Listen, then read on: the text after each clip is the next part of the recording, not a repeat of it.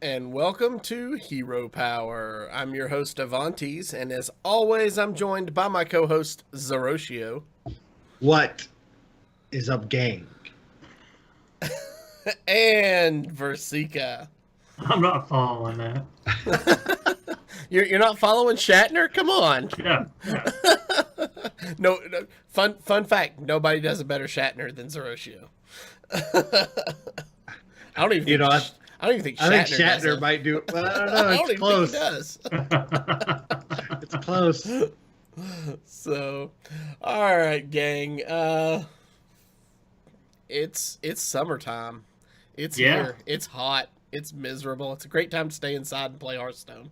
And afternoon thunderstorms are a norm.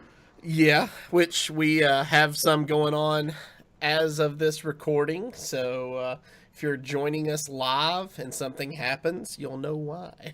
So, all right. Well, no new emails this week. No iTunes reviews that I was aware of. Didn't see any. Nope. So that brings us to the news. To the news. You need one of those little like recorder things, like yeah, exactly. All right. Don't say it, Zeroshio. Just don't say it. All right. First up, about an hour prior to the recording of this show, we had a tweet from the Play Hearthstone account that stated, "We've been keeping an eye on feedback regarding Legend matchmaking, and we will be sharing some information about that and plans going forward very soon." Now, Zeroshio, you just tweeted about this recently, didn't you? And you actually got a response. Okay, so it was about 2 months ago, and you got a response from Ixar. That's correct. Ixar D. Nyala from the Blizzard team. I actually tweeted Blizzard CS that it didn't make sense that I got Legend very early in the season that month. I think it was on the 8th or the 10th, one of the two. And, I started just goofing off because the set had, just come out. And I decided I tanked my rank playing, those recipe decks and ended up getting like really low Legend. So I decided to try to make a push and realized I was playing people at ranks 3 and 4. So I went a little further on, and I lost some more ranks, mainly because I was goofing off, and I was playing against ranks 5, then 6, then 7. I was Legend rank playing people at rank 8 at my lowest. I did try to pull myself out of the gutter, which at that point, that early in the season, I was only facing people at rank 8. So even on wins, I was losing rank, which did make a lot of sense. I tweeted this out, and basically Dean Ayala said that the matchmaking, because of my win rate, was seeing me with my MMR that we don't see as a rank 6, rank 5 player at the time, and that it's working as intended. Now, you may think, whine about it, you're playing against ranks 5 or 6, but to be honest, this isn't fair for those players that are rank 5 and 6, and they're trying to work their way up the ladder and maybe hopefully get to Legend, and then they play somebody who is already a Legend, and right there, some people will just. I've had people just conceding against me because they were, I'm already playing the Legend players. This doesn't make any sense.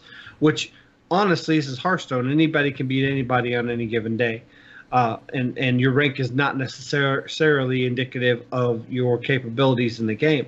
But it's really bad. And now this is still going on. We have players in Legend rank at this point in the season, which is only 3 days left in the season, and they're playing against people rank 5, rank 6. They're not even at the highest rank floor yet, which is rank 5, and they have to play Legend players. And this has been an issue ever since they changed the new ladder system, where it is, I don't want to say easier to get Legend, but it's less time consuming, because I believe if you're up there.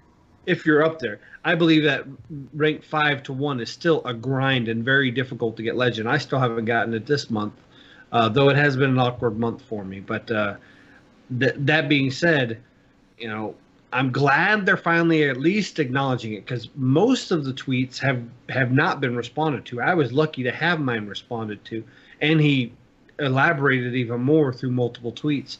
But the fact that it's just now being noticed, and I think it's because a lot of streamers are noticing it, and because it's being seen publicly now, I'm hoping that's something they should do. Now, I understand MMR is indicative of your matchmaking, but that's only once you get to legend. Before you get to legend, it only puts you against people right around your rank, depending on, you know, the pool of players at that time. If you're at rank 5, it will try to match you against somebody that's rank 5.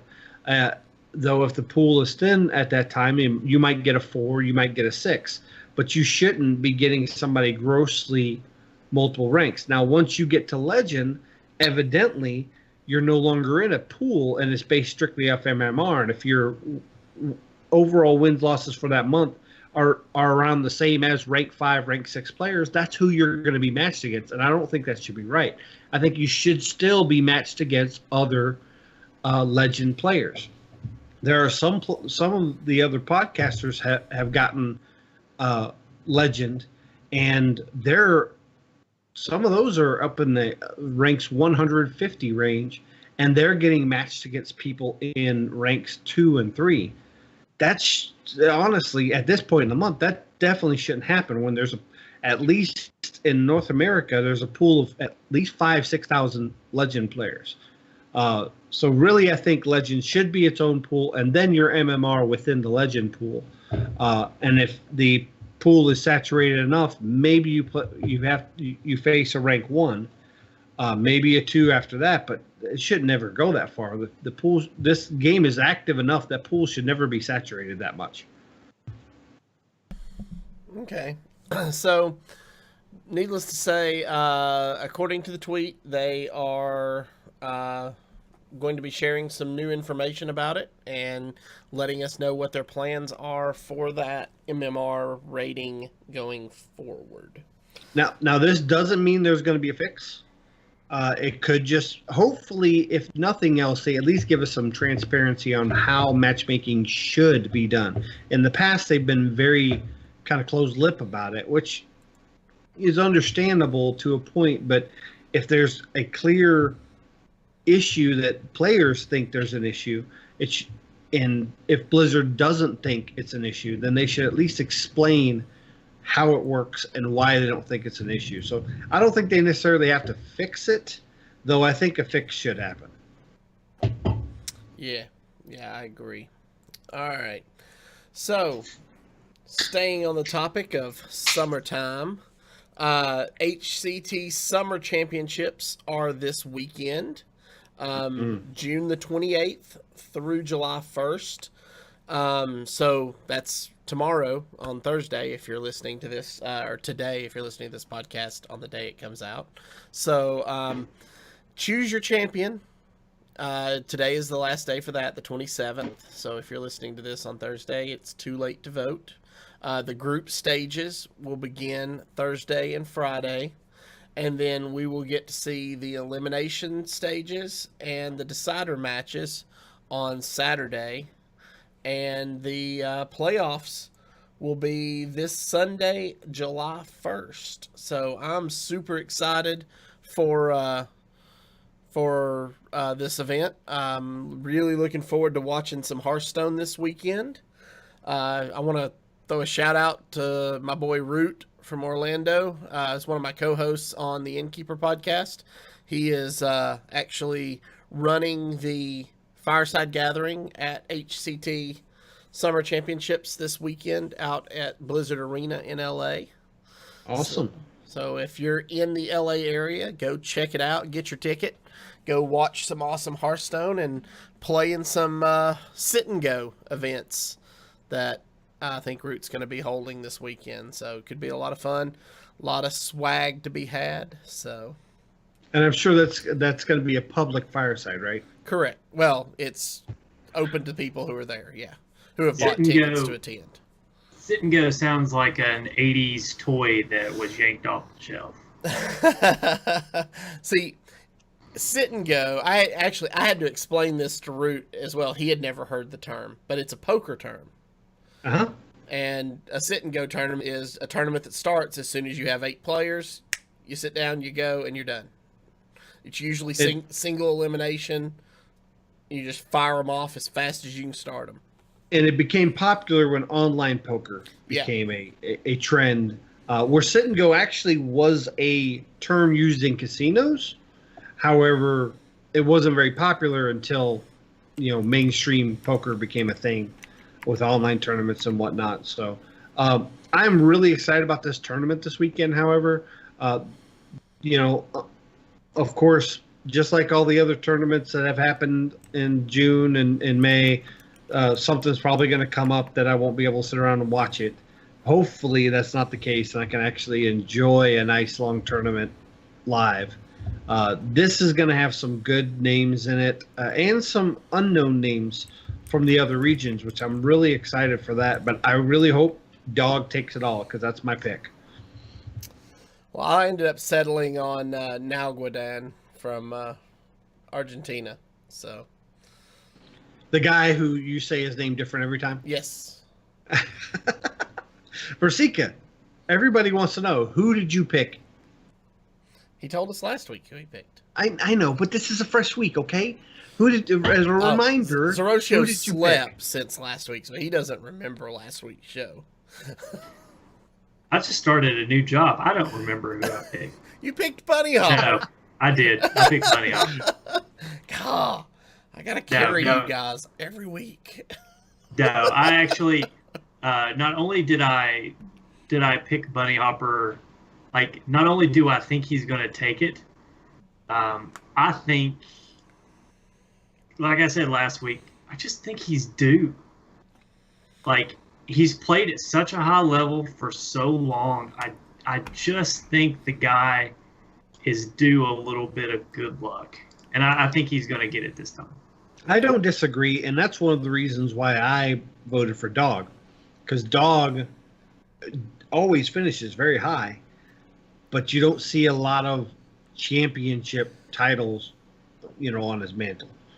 He's very consistent in his tournaments, but I think he's due.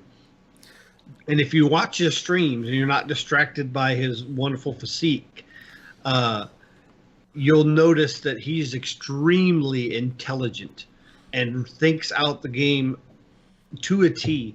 And he can make a good 1 minute read in a scenario in all of 10 seconds, which I think is going to be big this tournament. Yeah, and if you don't follow him on Twitter, he's pretty funny on Twitter too. He posted a picture yesterday, and with the caption, "Looks like I queued into an unfavorable matchup," and his opponent's name is Dog Killer. I did see that. That's good. So, yeah, give him a follow on Twitter if you don't. He's pretty funny. All right. It's like I don't dislike anyone playing in this tournament. Like, I don't really have strong feelings anyway. It's not like I terribly just dislike people in general, but like there's no one out there who I feel like is like super arrogant, or this guy is a super antisocial player, or this guy is like a super in-your-face player, this guy tries to psych you out. It's just like all these guys are really good guys. They're really great competitors. They're all smart competitors. So I think it's going to be like just an overall really good tournament. I agree. There has been some Twitter back and forth between, I think it was Turna and I think it was Viper, if I'm not mistaken, where Viper kind of criticized and made a sideways comment about hoping he gets matched up against Turnus because that'll be an easy win. And Turna had to remind him that he did knock him out of a tournament about a month ago. So yeah, there's a little bit of back and forth there, but it's all done with respect, and nobody's crossed the line with it, and it builds up. I've always said I like drama in esports.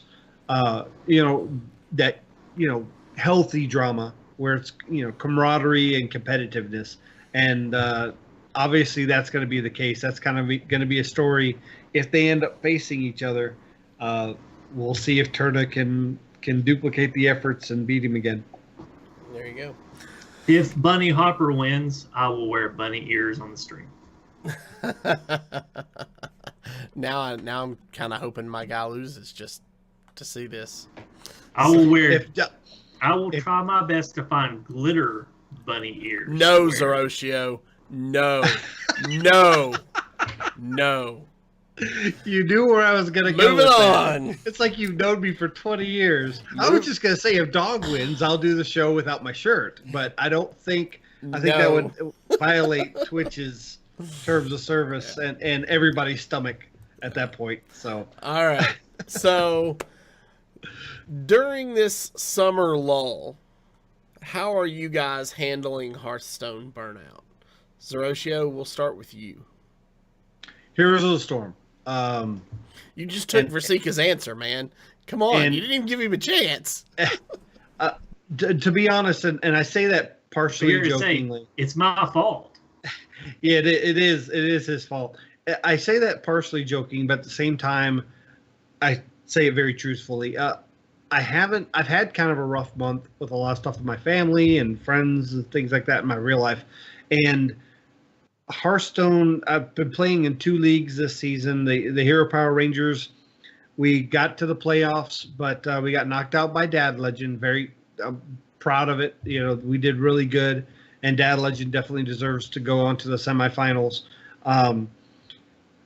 And obviously Rag League, I'm playing there too, and it's just taken so much attention. And trying to get Legend every single month has just been, especially in the meta right now, it's been a grind. So I told myself, I'm still going to play some Hearthstone. I'm going to get my daily quest done. I'm going to do my matches to get ready for the show. But instead of taking those big bulks of hours grinding on the ladder, I'm just going to do something else to relax for the rest of the month, even if that means not getting Legend. And I've been doing that through doing these events on Heroes of the Storm. Blizzard does such a good job of making games that if you need a break from them, you just go to one of their other games. Whether it's Overwatch, Heroes of the Storm, World of Warcraft. Sometimes I'll jump into Diablo and StarCraft just to have a change of pace. That's why I'm such a big fan of Blizzard games, because they're always something to do within the Blizzard universe. And that's how I've been doing, is getting a break by going and playing some versus AI, which I guess we're going to be graduating to a quick match here soon. Which I know I can do. It's just the anxiety of being on a team, and Heroes helps me with that. But that's how I've been dealing with it. Versika, how have you been handling with Hearthstone Burnout? Well, besides playing a little bit here of the Storm, I recently changed jobs. So when I changed, I did the right thing and I gave a notice. But in doing so, it put me behind the 8 ball. I was still in the same recruiting class. So I came in after everyone had already been out in training. So I've had 40 hours of training to make up while I was working 40 plus hours a week. So for the last month, it's been work, come home and study. Or, I mean, you guys, I guess it's been longer than that now, because I've been out almost a month now. So I was studying to take my licensing exam for 3 weeks. 3 weeks prior to when I left. So, or 3 weeks prior to when I put in my notice. So I was studying for 3 weeks. I worked my notice and I started my new job. So I guess it's for the last 8 weeks, I've had like 4 hours of video game time during that time. So, I play a little bit of Hearthstone on my phone. Sometimes when I get ready in the morning and like I eat breakfast watching Twitch and a couple of nights a week, I might get an hour or two of Heroes in to just kind of relax.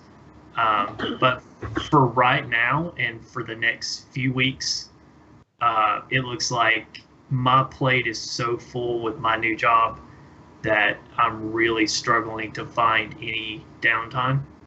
So I'm going to be ready to go when I get back. I have been working on the Dark Iron Chef Challenge, which is something that I'm going to be partnering with Jordan Lingo and Wicked Good and hopefully Nate Wolf. But it's hopefully going to be tied to the UHL. I haven't really gotten a chance to talk to Ferris about it because I've not really laid out what I was hoping to do with it yet. And I was gonna say, I don't think we've heard anything about this yet. Well, no. it's I kind of teased Are you breaking it a little news bit. right here live? Yeah. Well, that's not surprising because I didn't even know he got a new job. So yeah.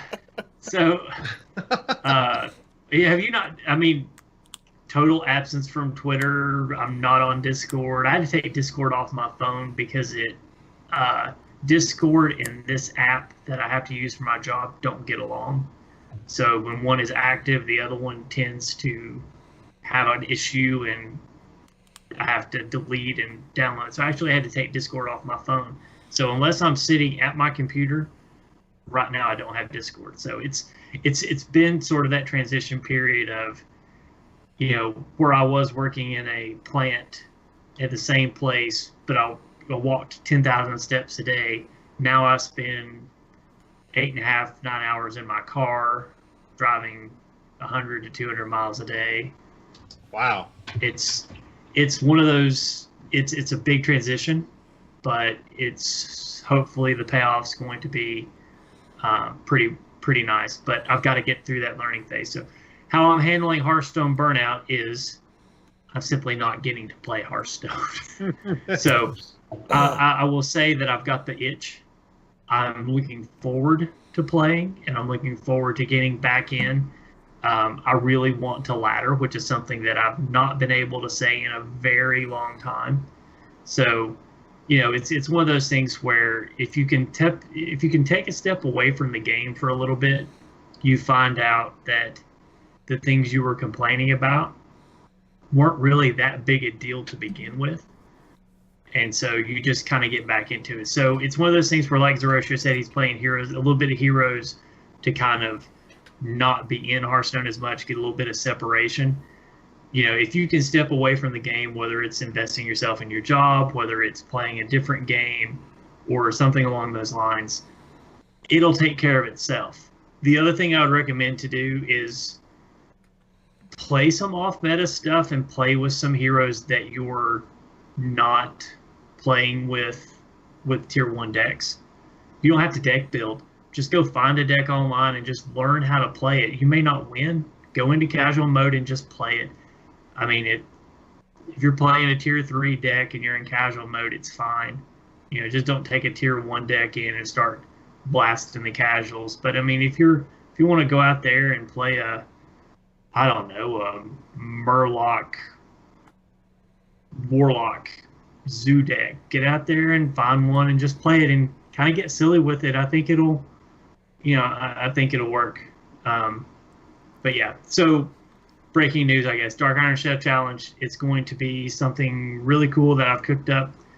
It was actually Jordan and I were talking about doing a best of 19 or whatever that is, where you have to play all the classes, win with all the classes, and we were just kind of like, well, it's going to be really hard to do. Neither one of us really have the time.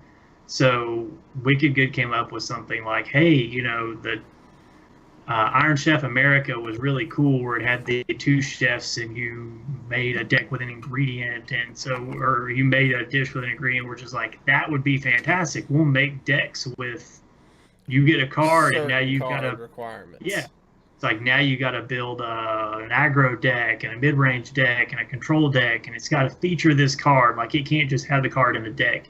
you got to feature it. It's got to have a prominent place in the deck. So, we're hoping to get something like that going. I've got some ideas. I haven't been able to put them all together in a presentation yet because I've been so busy with work.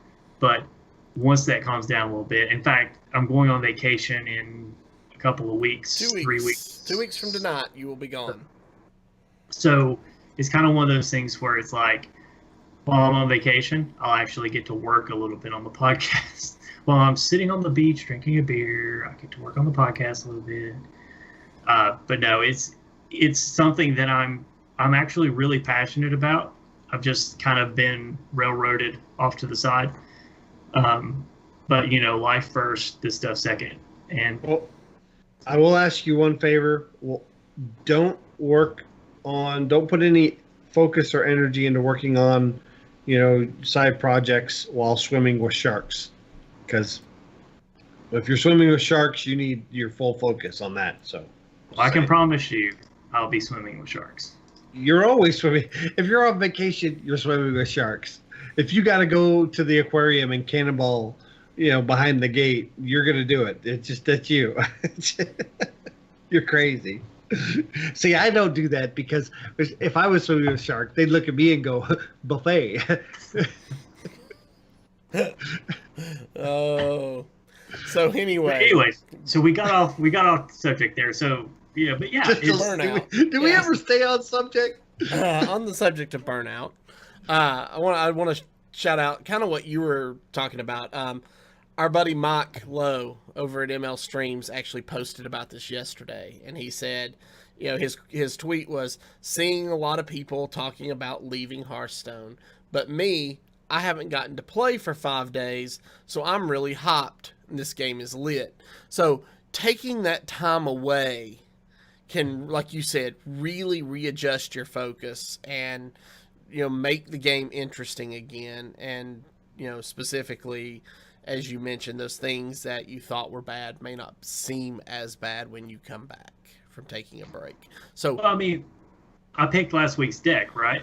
Yeah. When was the last time you saw me playing an aggro deck? Exactly. And I was having a good time with it. It's not that I don't like aggro. I just didn't play it very often because it wasn't. It's not my play style. But I was away from the game. I needed fast games, whether I win or lost, just so I could play. Like, I got to the point where it was just like, I just want to play Hearthstone. So I played a deck that allowed me to do it in the allotted time, win or lose. And I didn't care whether I won or lost. It was the fact I was actually getting to play Hearthstone. It became a privilege again. And it's something that I think we take for granted, that we get to log into this game and play every day. If you remember back when we were playing WoW, we used to get so ticked off because the dang maintenance period was 8 hours long. And they never seemed to come back up when it was 8 hours. And we were both working full-time jobs. And the chance for us to get to play together was limited. So when our off days hit on a Tuesday, we were both just like, oh, why does it take 8 hours? And we were so excited to get to log back in. And it's like, we get to play Hearthstone now without really much of a downtime. It's like, I think we get to the point where we were just taking it for granted. I was taking it for granted. Mm. So now that I'm not getting to play as much, it's more fun when I actually do get to play and get into play. I appreciate that time more. Okay, so there you go, guys. That's how you can deal with summer lull burnout. So now I want to clarify that while I do feel a little burned out of the game, it doesn't mean I'm not enjoying the game. And I pose another question in our show notes here. Is Hearthstone in a healthier state now as opposed to this time in previous years? And I believe it's in a healthier state because usually at this point of the year, in the summer during the lull, we have an expansion news probably coming out in the next 4 weeks or so. Who knows? There's only 2 or 3 viable decks, and you really don't want to play anything else. Right now, I'm still playing 10 game sessions and seeing 7 or 8 different decks during those 10 games. So I believe that the game is in a healthier spot than it has been at this time previous years. What do you guys think, Rasika? I definitely think it's more balanced. And whether balance has turned out to be a good thing for the game or whether it's had a negative impact on the way players are perceiving the game, I think is kind of up in the air. But I do like the fact that while it's kind of a pain that you can't just target a deck and climb the ladder, it is nice to not have to play. I would much rather have a harder time climbing the ladder than playing the same deck over and over and over and over. And that's what burns me out. I don't like playing the same game, rinse and repeat, for however long. It's why I didn't ladder. Right now, you don't run into that, and I think that is part of the game that has improved. So, I strongly agree with that. I feel like, does balance equal healthy? I think so. And, it's a very diverse meta right now. Almost every class has a deck that is viable out there. So, I mean, you can play pretty much whatever you want and get wins. And that, I feel like, is a really good thing right now.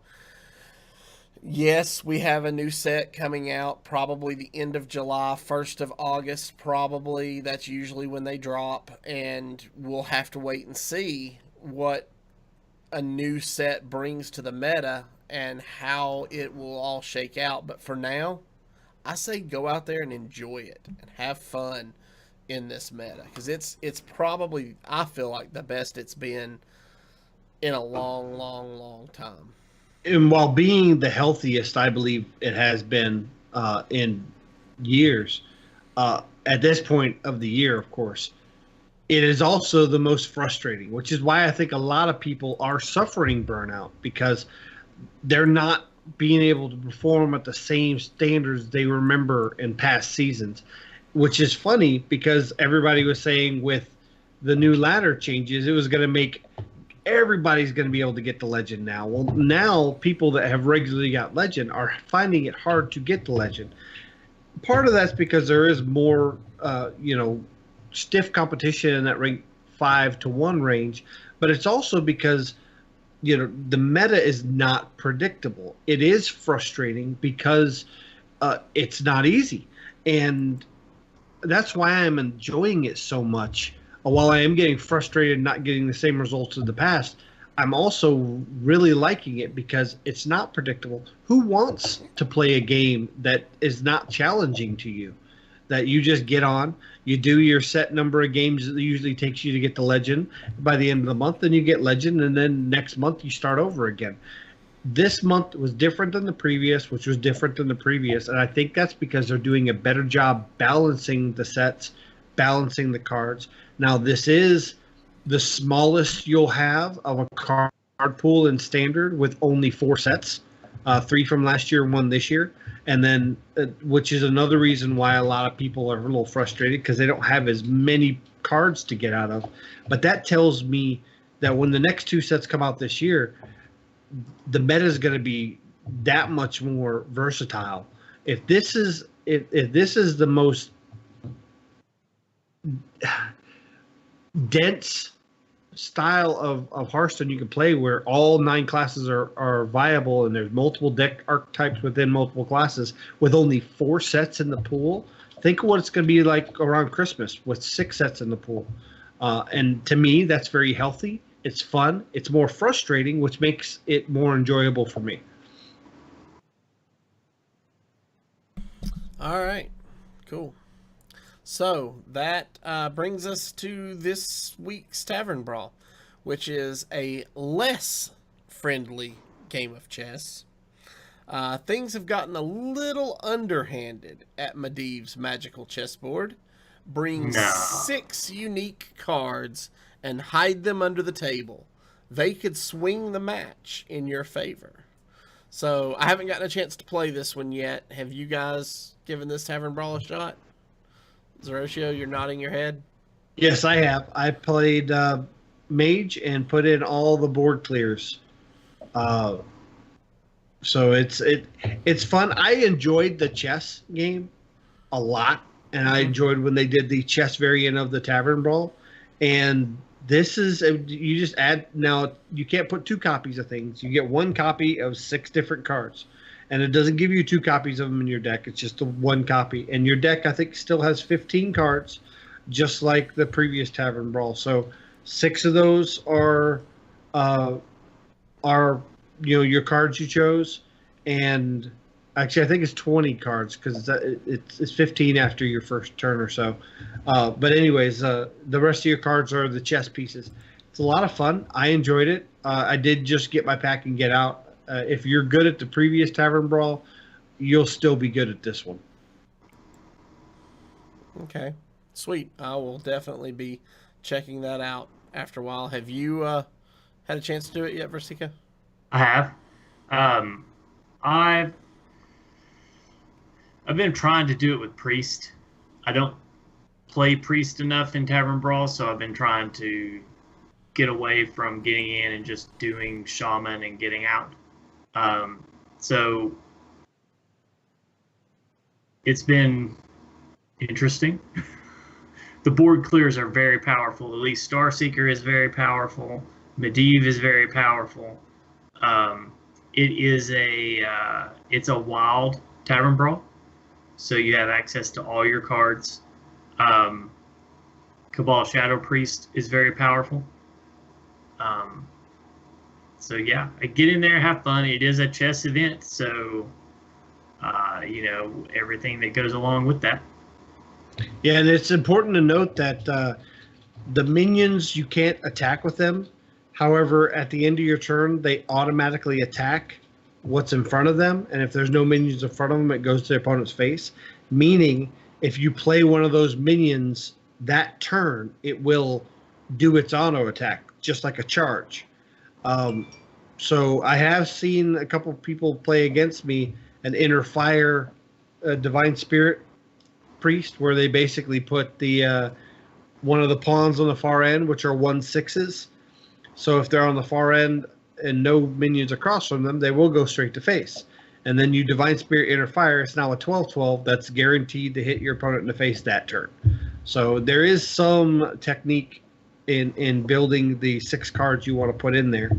So it's and every class seems to have some way to do it. I did it with Mage, but I saw lots of other classes coming up with unique ways.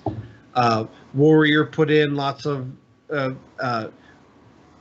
charge minions, and then the minions that get damaged, like Frothing Berserker and the gun tower, Gunspire. So and the Axe Flingers, so that anytime they got hit, your opponent took damage. So it was really unique to see what people would do.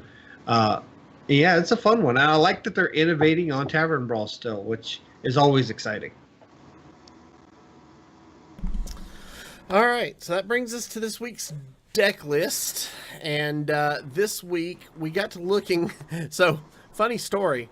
After the show last week, we got to talking about what we were going to do for the show this week. And we went back and looked at the deck lists that we played. And Versika's like, have we played Rogue yet? And I'm like, I don't remember.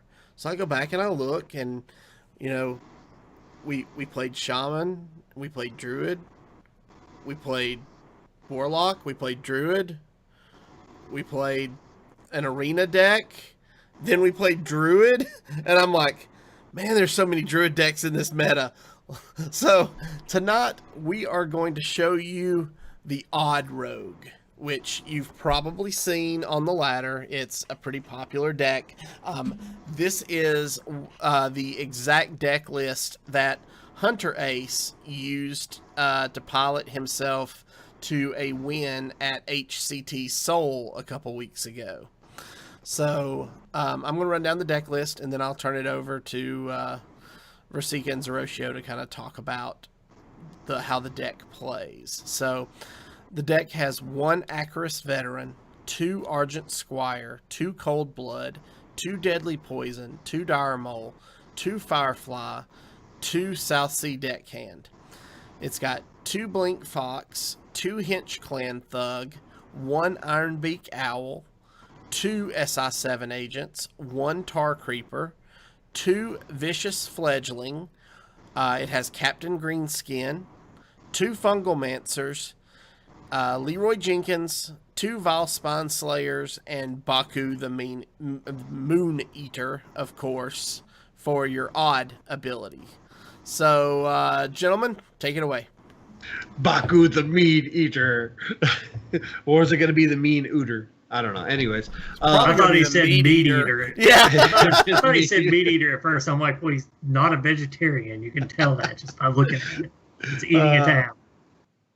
So I'm not very good at Rogue conventionally. And so I thought, I've been playing Miracle Rogue and it was real streaky for me. I can go ahead and try this out. I was at the rank floor at rank 5. And I was like, let me get some games in with it on before stream so I can actually talk about the deck. I went 27 and 15, 64% win rate. Not really knowing much about the deck. There are some bad matchups, mainly Hunter. You're kind of wish-washy against Shaman, which right now is getting, because Rogue's becoming so prevalent, those people are playing those classes. But it can win. It can really win against anybody.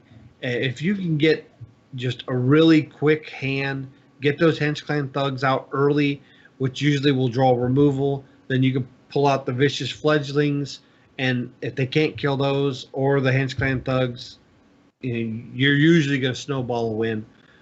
I'm enjoying the deck a lot. Give us a little insight into your play with this, Rasika. So the biggest thing I had to learn with this deck is that you can't be greedy. I tend to be a greedy player because I tend to play more of that slow control type, building towards that turn when I'm going to break my opponent's back and take the game. You can't do that with this deck. This deck is all about consistent pressure and taking what's available to you when it's available to you, because you have little in the way of removal. You don't have the benefit of an Eviscerate. You don't have the benefit of a Sap. You don't run you don't run the I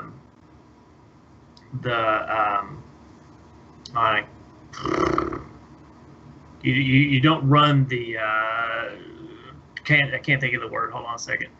I'm just gonna pull up my collection here. Vanish. You can't run Vanish. Yeah. But you're not running the Spellstone. Yeah. Spellstone. I just couldn't think of the term. You're not running the Spellstone. You do have the 2 Vile Spine Slayers, but they are your only form of removal besides trading on the board. This deck it really plays like you would play a rogue in real life. You're going to do a lot of damage. You're going to do it via an auto attack style, and you're going to do it death by 1,000 cuts. So you hit the face often. You trade when you have to, but be aware of when you need to trade and when you need to force your opponent to trade. If you get your opponent behind early, the pressure to trade will be on your opponent. That's where you want to be. You don't want to be in the position where you are doing the trading. So in that sense, it plays like an aggro deck. I would almost classify this deck not as an aggro deck, but a mid-range deck that plays aggressively. So don't flood the board like you would in a zoo or an aggro deck. You want to maximize what you get out of each and everything you have. You have to manage your resources well and create that constant pressure where no matter what they do, next turn they are dealing with equal the amount of pressure that they were the turn before. It just may be in a different source. Like Zeroshio said, Hench Clan Thug is your heavy lifter in this deck.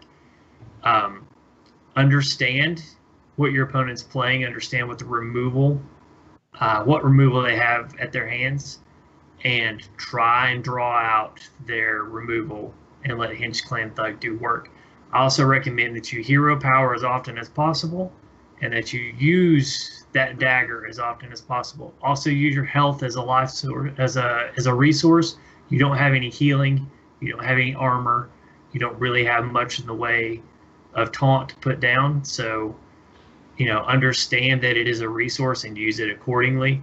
But if you can keep your minion on the board and use your dagger to clear something, most of the time you should start getting nervous around what would you I start getting nervous in this deck when I get to around 10 health. Is that about the same for you, Zerotio?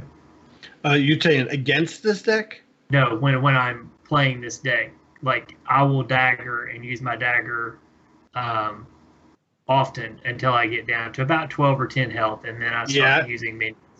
I would even, in today's meta, I would even say 15 against a lot of the decks, because most decks can burst you from 15. One thing that I've noticed is I've had to make a lot of conventionally suboptimal plays to then benefit my curve later. Right.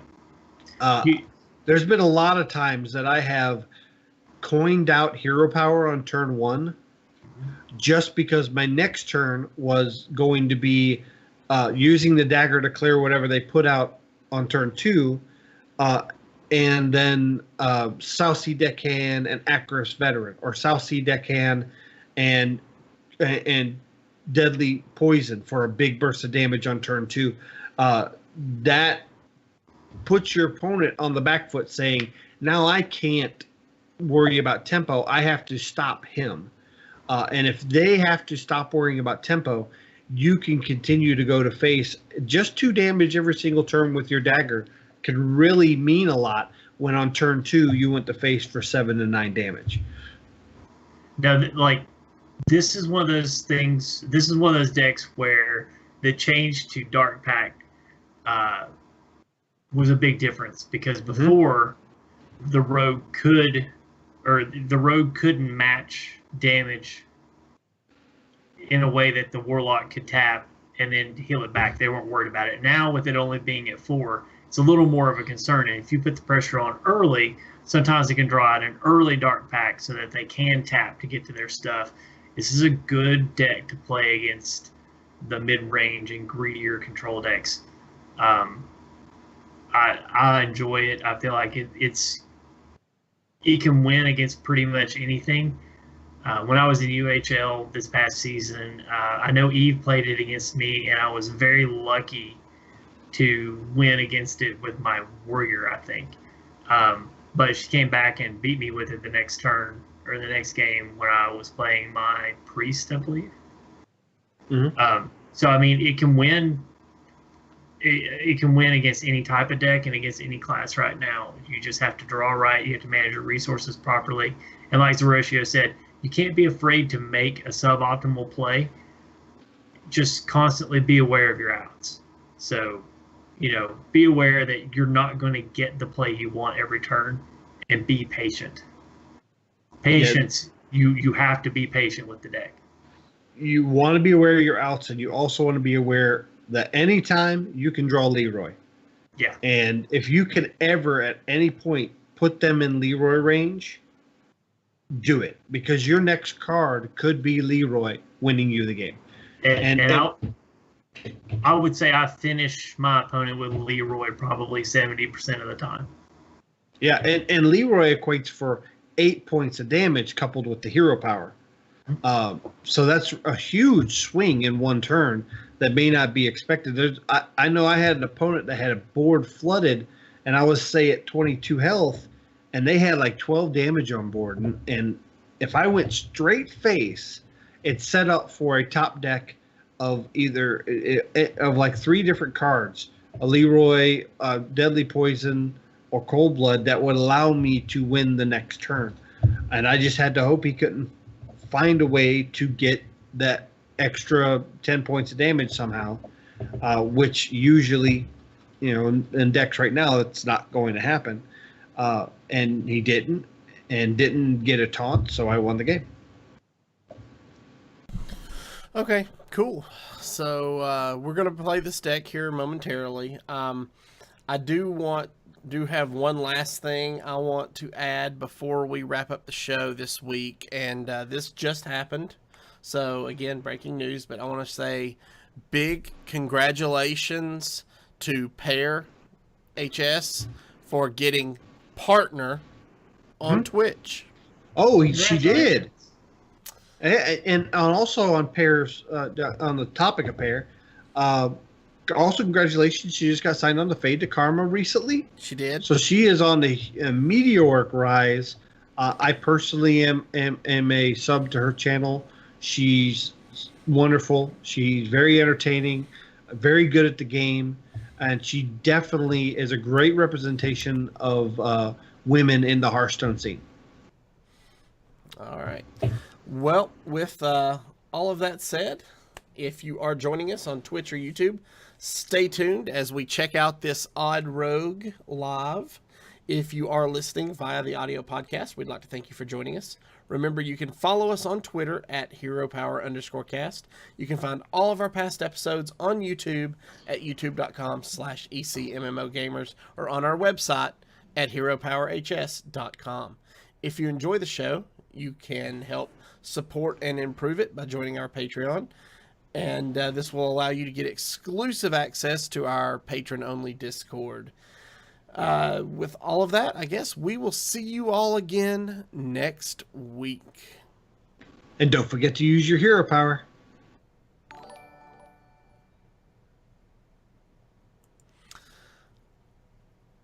Alrighty, so I'll fire up. Gonna fire up Hearthstone here. Summertime. And I think we just got a follow from a Wonder. Thank you. A Ski Wonder. A Ski Wonder. Awesome. Thank you. very Thanks for much. joining us. Welcome to the stream. Welcome to the podcast. Welcome to our circus. Avantes is the ringmaster. That's Which makes right. Zoroshio and I the clowns. And I'm terrified of clowns. So you're the clown.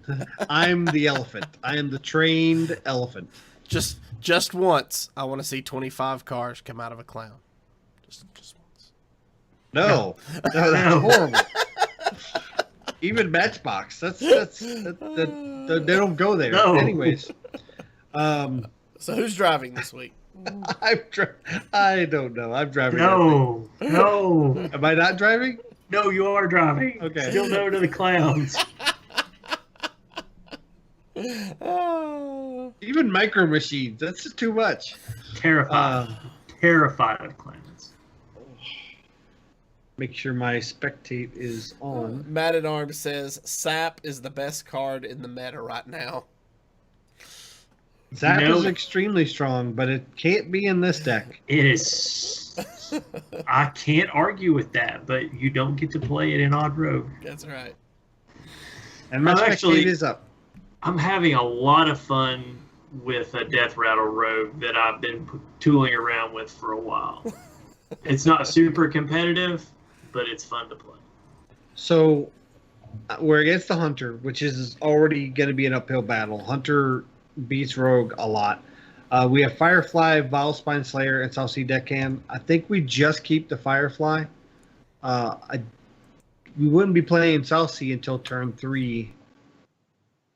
And it easily gets cleared up by most of what Hunter can do that early. But you can. If I didn't have Firefly, I'd consider keeping it. But Yeah, I'm okay with throwing back Vilespawn. And I mean, you can throw back South Sea, but I would like keeping it. But we'll keep it. We'll keep it. We'll see how it goes. I normally wouldn't, but I don't mind. Deadly Poison actually works really well on that turn. yeah, I think we just opened up with the Firefly, right? yeah. There is merit to South Seeing because we could clean up a Wandering Monster easily And if he coined it out. I was getting ready to say, and I didn't want to say it at the beginning because I didn't want to jinx this. If he plays tracking on the first turn, you can play South Sea Deckhand and not have to worry about the charge. Yeah, but I think we definitely want to dagger this turn, don't we? We can dagger. I'm just saying it gives us options. Okay. Now, if we dagger, we're going to hold the charge. No, Because I of would. Not because of deadly poison? No, because you can always put deadly poison out on turn 4. Okay. We That's don't fair. currently have a turn 4 play. Yeah, I mean, if I had a Hinge Clan Thug, I probably would hold the charge. Right. But Yeah. without it, yeah. Ooh, second deadly poison. And see, right here, it puts us in an awkward spot. But what I would do is I would attack with the Firefly first. Okay. And I'll Just tell you in case why it's here in a explosive? second. Well, in case it's freezing. It's explosive, which is not bad. Which is fine. So we attack with our dagger. Are we going to dagger back up? We are going to dagger back up. Okay. And South Sea. And we South Sea and attack with South Sea. Yep. I like it.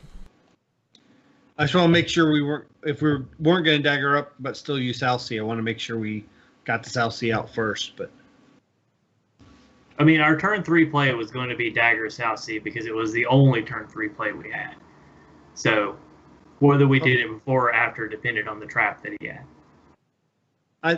I would say it was the only viable. There were other lines, but yeah. I hate putting deadly poison on a 1 charge. Ooh, that's good for us. Yes. Do we clear it? Yes. So let me tell you how I would clear it.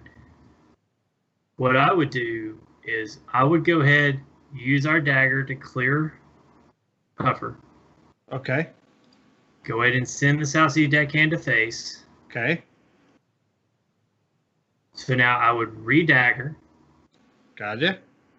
drop the flame elemental and a deadly poison on the dagger. And that's mainly because we have a deadly poison to activate Valspine, right? Right? And we have a fungal mancer next turn. Yes. Oh, yeah. That was my thought. Is I wanted to try to make sure we had 2 minions for the fungal mancer.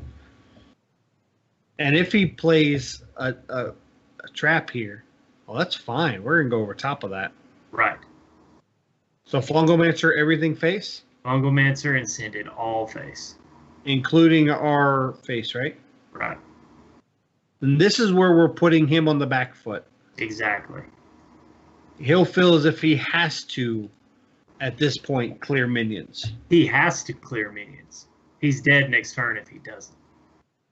He has 11, but that means he has to find another 9 off of 3 mana, and that's not going to happen.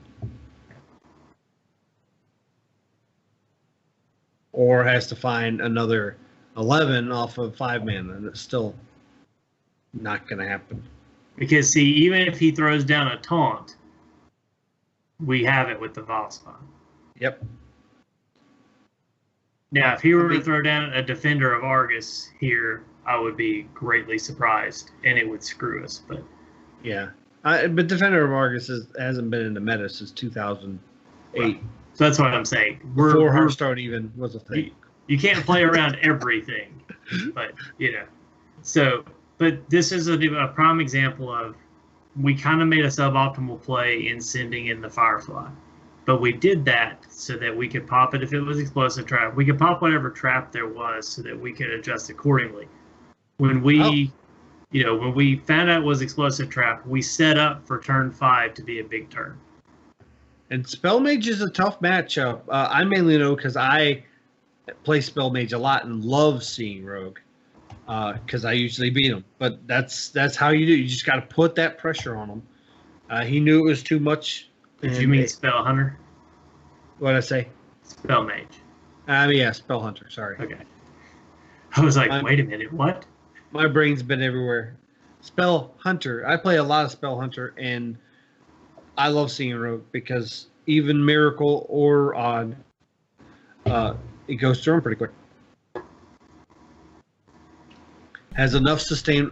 The one thing, how you win that match as the Hunter, though, is getting your freezing traps, and he didn't either run them or didn't have them. I just want to point out that match took all of like 4 minutes, and it's the second week in a row Versika's picked the deck. I'm just saying. So to quote Quigley Down Under, I never said I couldn't play aggro. So we have Firefly, Dire Mole, Iron Beak Owl, or against a Shaman. If it's even Shaman, we want to match his board pressure. So I would say keeping all 3 1-drops. What do you say? Yes. And so here's something else. Iron Beak Owl handles it handles Mana Tide Totem. Okay, we don't want to keep Iron Beak Owl, do we? We don't. We're going to bank on this being even Shaman because Mana Tide isn't in even Shaman. So just keep the 1-drops. So just keep the 1-drops. If you think, if you're in a spot where you think you're going to run into the Shutterwalk or the Control Shaman, you keep Iron Beak Owl because you don't want Mana Tide Totem on the board because that's fair. You're pulling resources to deal with it. He is Shutterwalk. So do we just Firefly here?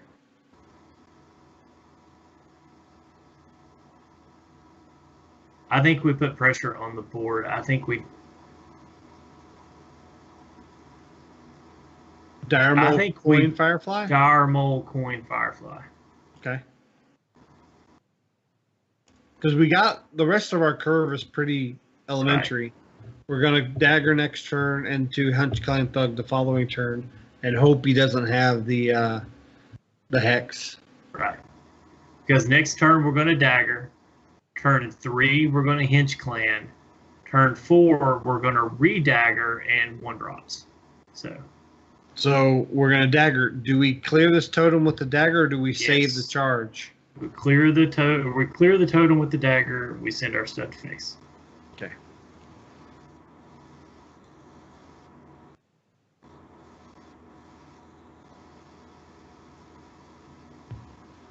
And this is where we don't want to just flood the board with small minions because a well-timed lightning storm will just wreck us. Exactly. But since we're also putting down the Hinch Clan Thug next turn. Do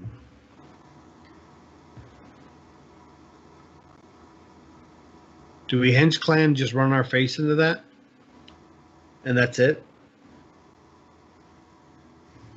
No, I think we probably Icarus on the one of them and go ahead and clear it. So we don't play Hinch Clan at all? No, we're going to re-dagger when we're done. Okay, so Icarus on the Firefly since it's going to die? Both of them are going to die. They're all both going to die, aren't they? Yeah. So we're just going to clear this? Yeah. And see, this is where there's a lot of... That wouldn't have been the line I play. I would have thrown the Hinch Clan and just ran our face into it. So we're going to take the face damage anyways. And then we have a board with the damaged Dark Reaper, but that... Different strokes for different folks. So the way I look at it is, what is he going to play on turn 4 that I can't clear with Icarus and the dagger? Well, he played that. So... But I mean, what are you playing around? So this may not be Shutterwalk at all. Right.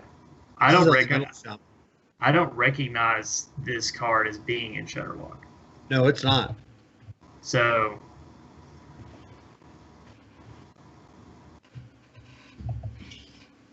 what do we do here?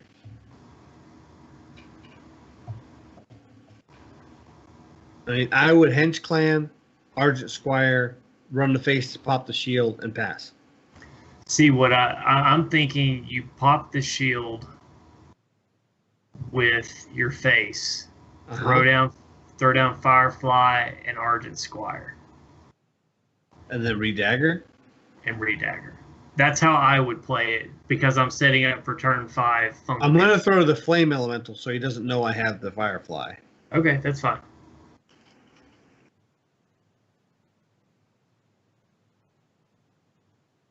I just know the Hench Clan Thug getting buffed would challenge the Stone Shaver. It would, but if he's, because we don't know what he's playing yet, all he's got to do is throw down Flame Tongue Totem and the Hinch Clan's dead. or he lightning storms after hitting the Hinge Clan, and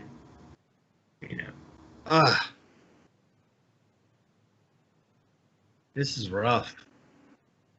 this is a weird shaman.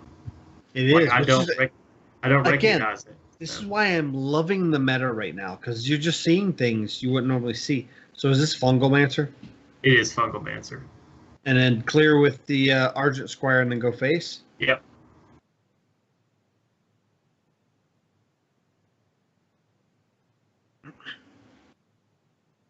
And you're just constantly seeing new innovations. And this is not at a rank floor, folks. This is a rank 2. And my opponent's not at Legend, and I'm playing him while he's at Legend, and he's like, oh, I got Legend, I can play whatever I want. He's also at 2, obviously being somewhat successful with this deck because he's here. Just impressive. Man, this is crazy. All right, so let's think this through. Okay. You can't put Hinge Clan down because of Harrison, right? I mean, you can. It will challenge Harrison. He might use Harrison to clear it, and it'll kill the Harrison. Okay, so how do you get to the other things if you play Hinge Clan? I'm just spitballing here. Normally, I use Leroy for a finisher, but I would I'm sitting here thinking Leroy would make this easy. Yeah, but I think it's too easy. I think you Hinge Clan, dagger up, use the Argent Squire and your face to clear the 3/5, and then you could use the Cold Blood at that point to clear the. Go ahead. The go ahead and do your line. I had a different line, but we'll do your line. Do we want to clear the other taunt with Cold Blood? I mean, you're going to have to. Yeah. We need to exhaust him of his early taunts. He's probably going to have more taunts. Well, but do you remember what we were talking about when we lined out the deck? Is that if you're not forcing your opponent to clear, you're probably losing. Right now, we're losing. Yeah, we're definitely losing. I agree with that a lot, but we have to get past those taunts. We're actually in a lot of trouble. I don't see a way. I don't think the Leroy play was any better. So this is if we had thought that this was really like a Shutterwalk Shaman or something other than even Shaman, we would have kept that. We would have kept the Iron Beak Owl in our opening hand. And I think that Manatite Totem's the least of our worries. Well, I'm just saying that the game would be a completely different game now because that first we wouldn't have wasted all of our resources on that first Star Creeper. So I don't even know what we've been on the back foot since. I don't know that we can. The only thing you could do is pop it with our face and Leroy into the Stone Shaper. I'm okay with it, but that's horrible. We don't. You're exactly right. Absolutely horrible. We don't have another choice.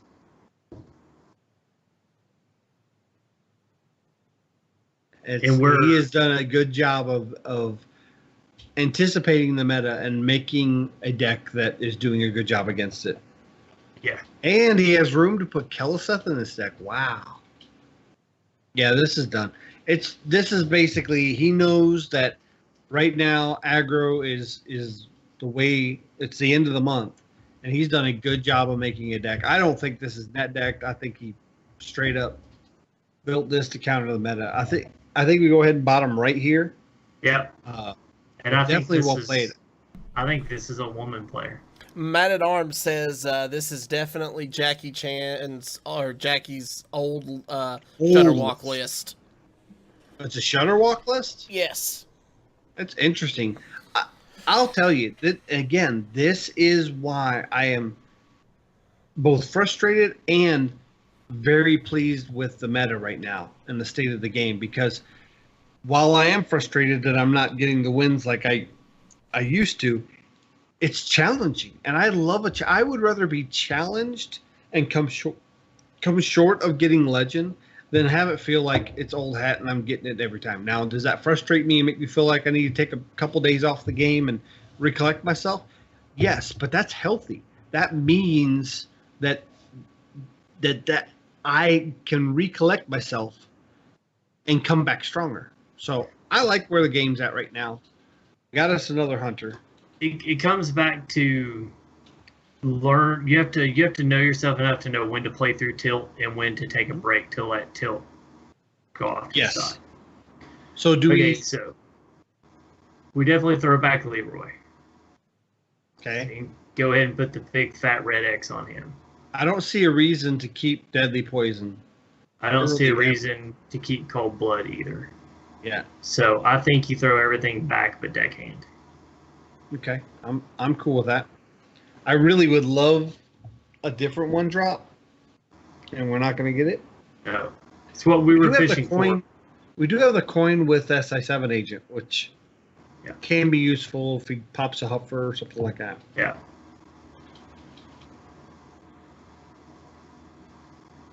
Tar Creeper. So we dip deckhand here, it's dead.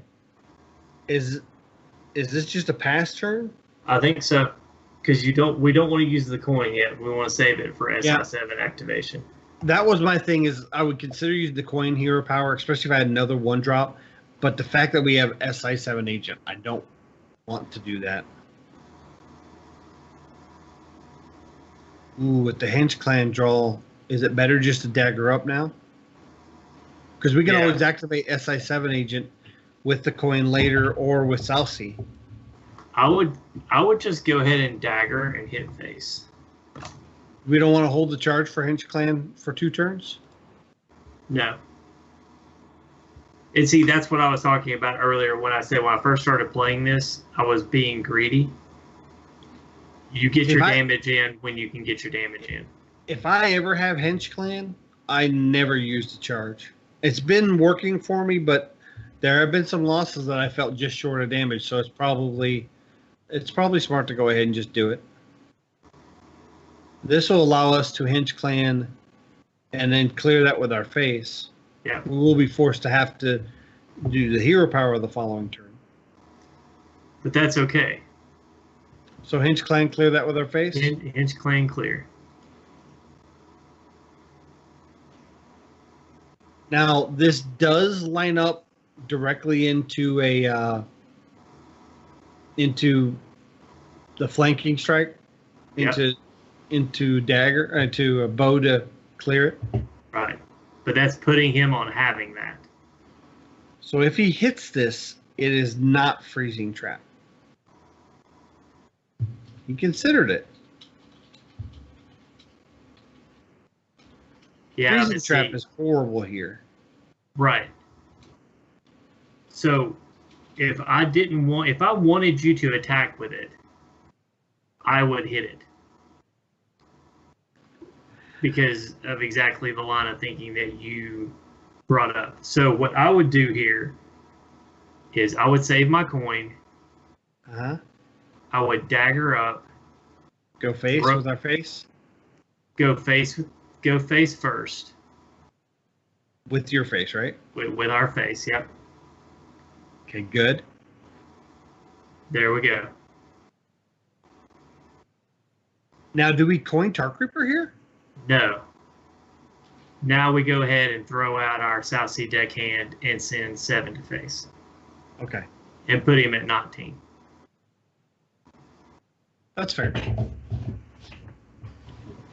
So now and that also played around Wandering Monster well too, because we could use the South Sea to clear up the minion. Where is this a good spot? Yeah. Okay.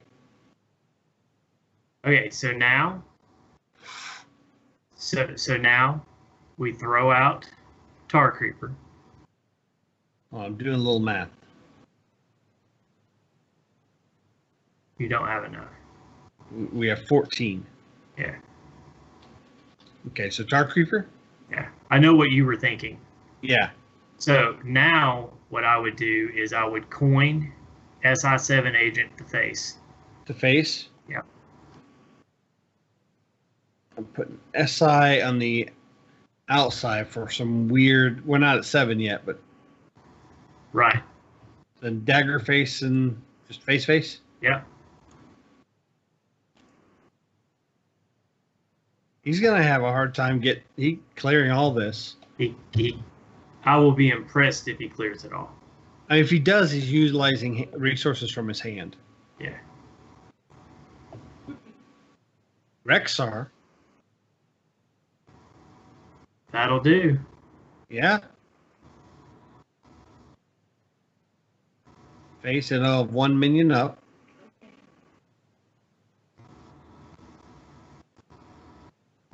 Okay. So, Blink Fox, Blink Fox. Yes. Let's Blink Fox, see what we get first. Oh, Tovir Warden, that's so good. Yep. So, the other Blink Fox, or do we not want a dagger and go face? We're going to Blink Fox. Okay. He's not going to feel as pressured now Yeah. to clear one of those. He's at 14, and our big threats are primarily off the board.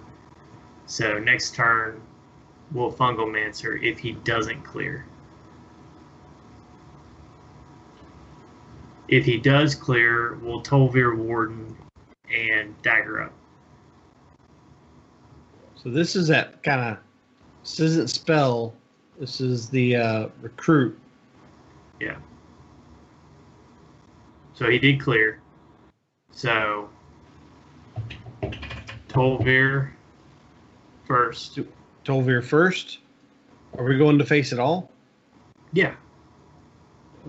We don't want a Tolvir if it's explosive, right? We don't, but we're going to Blink Fox into that 2/2 anyway. So we're not going face. Okay. We're going to go face with the dagger. Okay. So Tolvir first. Yeah. We got Southsea, which is a lot of burst. Yeah. So now we're going to dagger. Dagger. Yeah. We're going to hit the 2/2. We're going to check. We're going to check. We're going to check the trap first. Why aren't we using our dagger on the 2/2 and sending the Blink Fox to face? Because it could be Wandering Monster. Well, that would be better around Wandering Monster, wouldn't it? Yeah. Okay, go ahead. It should at least clear it. The worst case scenario is you get the 4/7. Yeah. There, it clears it and stays alive. That's just as good. That's actually better than if it was explosive trap. Yeah.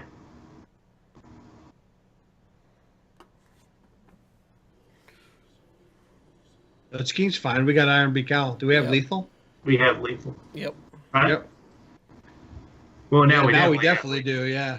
So Iron Beak Iron to Beak. silence. Base. And Leroy Jenkins.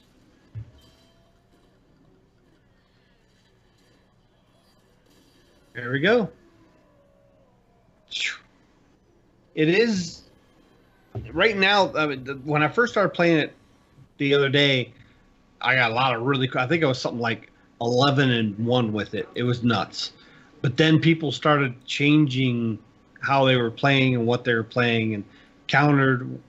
The thing about Rogue is whether you're playing Miracle or Odd, most of the decks that counter Miracle or Odd counter the other one as well, which is why Rogue's not in the greatest spot, but it's not in a bad spot if the meta relaxes a little bit. You can take advantage of that because it's about the most aggressive deck that's out there right now. I don't know. Murloc Mage is pretty aggressive. Yeah, Murloc Mage was pretty damn yeah. aggressive. I blame Fred for that even being a thing. All right. Well, we went 2-1. Our 2 wins, both against Hunters.